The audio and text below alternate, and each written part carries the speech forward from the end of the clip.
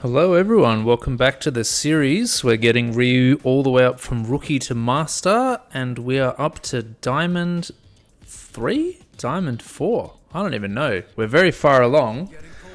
I've just got a few quick things to add up to your game here in the later stages. Really by now, I think probably you know what you're doing. It's just a matter of getting your execution tightened up, and in Diamond 5 I'm going to give you some really hot sports psychology tips to kind of help with that.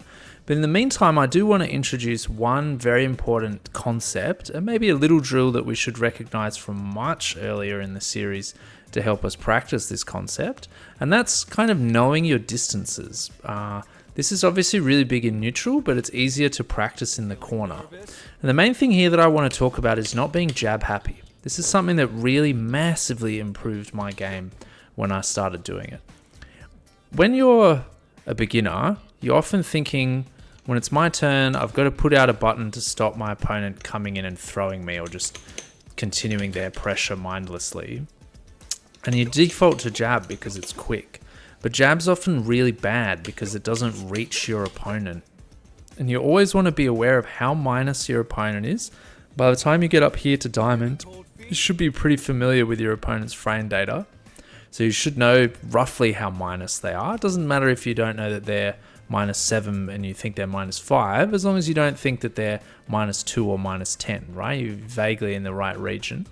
You've got to know how minus they are, and you've got to know what this distance is, and then what your own button is. So where Luke's standing here, I know I can hit him with medium kick. I know I can hit him with medium punch. I know I can hit him with medium sweep. I can't hit him with any of my lights. And I can hit him with heavy kick, right? Which might actually come up occasionally, but heavy kick's a 12 frame button, so I'm not going to be putting it out when I'm this back in the corner very often. My medium punch won't reach him, and that's quite important. So I know that if I can get Luke minus in this kind of position, then any one of these buttons is going to get the job done, and probably the button that I'm going to want is this one, right? Because that's the most likely to hit. But granted, if he blocks this one, I might be in big trouble. So then we've got to think about what our own frame data is. Let's have a look at that. Just make sure that he's not going to reverse anything. Right, so he's going to be +6 after that, but he's going to be too far away to hit me. He's going to be +4 after that, but he's going to be too far away to hit me. Medium kick also moves me off the corner a little bit, which might be useful. And he's only going to be +2 after that and way too far away to hit me. And again, I've moved off the corner a little bit. So heavy punch might be useful, but this is 2 frames faster than heavy punch. So often that's going to be the button I want. So we want to get into the habit of taking our turn when our opponent is minus with a button that's actually going to reach our opponent. I've talked about this a fair bit when I've talked about checking our opponent's movement. So Luke does something and we're worried that he's going to come in to throw us. So we just need to check him. But we also need to check him with a button that comes out fast enough that if Luke's say -5 and I press a 9 frame button, that he doesn't have a 4 frame button that can somehow stuff me there. Right, this isn't particularly hard. It's mostly about not being jab happy and just starting to use some of your other buttons. Getting used to using medium punch instead of medium kick, for example, is a big part of this, right? Because this is 2 frames faster, but it doesn't cover as much distance. But often this is the button that you're going to want in neutral. So what I do here is I set up a little drill that we should recognize from earlier, from the video on defending out of the corner, right? So I'm going to have, as usual, 2 recordings where Luke's just moving around, right? Moving around, finishing a little bit backwards, and here moving around, finishing a little bit more forwards and really menacing me like he's going to throw. Okay? Then we have one where Luke does some annoying corner pressure combo. So he's going to try to get a plus frame flash knuckle off on us, and we've got to recognize that and see our opportunity to tatsu our way out of the corner, or in this case, even do our big side switch combo. Nice. Actually got it first time there. I did not expect that, if I'm being honest with you. Right, but that's a good opportunity to get our side switch combo out. And in order to practice recognizing that flash knuckle, we also have to have one where he doesn't do it, right? Where he just does three hits like that. right? So there we want to be able to do something different. Yeah. Okay, so there we know he's minus 14.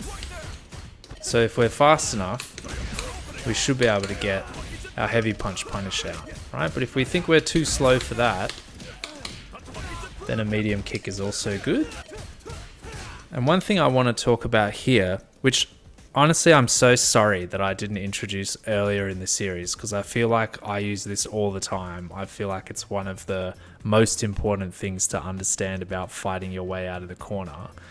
If you get a hit here with this crouching medium kick, like, okay, maybe you want to heavy tatsu your way out of the corner.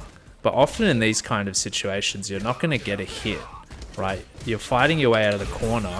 You should just back throw Luke into the corner, right? That's like almost as good as that situation. And if we were, I've got some other things for Luke to do here, like this one, right? Here, he's too far away for the low forward.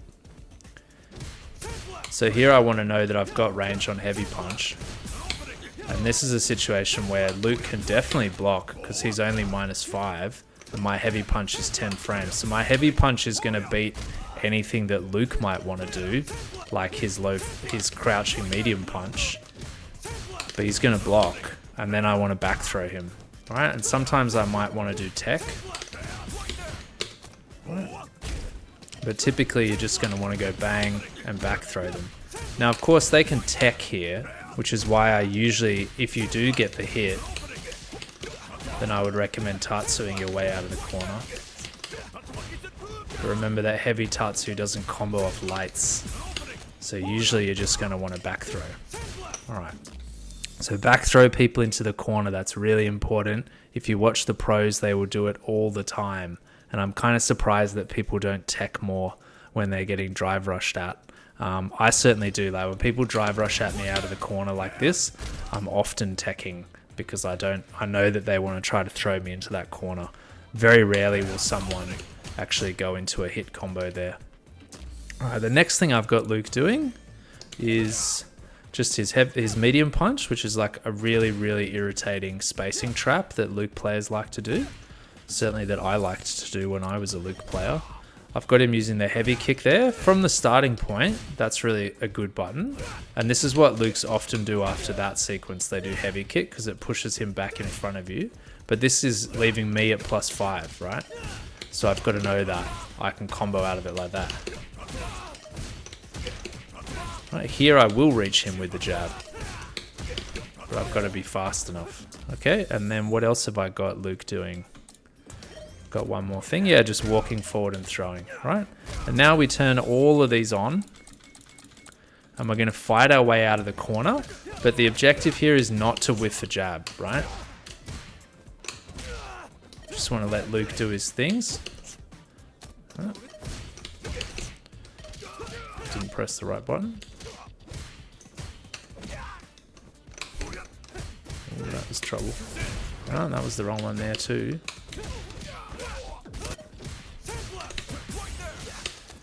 Nice. So that's what we want to do, and just try to get that drive rush back throw in often. See, that's what we don't want. We don't want to be whiffing jabs like that. And there I should be heavy punching him, right? Ooh, shh. Oh, I've done it twice in a row. So hopefully that gives you the idea. Don't be whiffing jabs. Be looking for opportunities where he's minus. Be pressing the appropriate button for the distance he is from you. And look for those opportunities to drive rush in and back throw, and that's going to make you much stronger, particularly in your corner defense and also in neutral. I think you're going to be better at pressing the right button for the situation. All right, go out there and get it. You're so close to being master.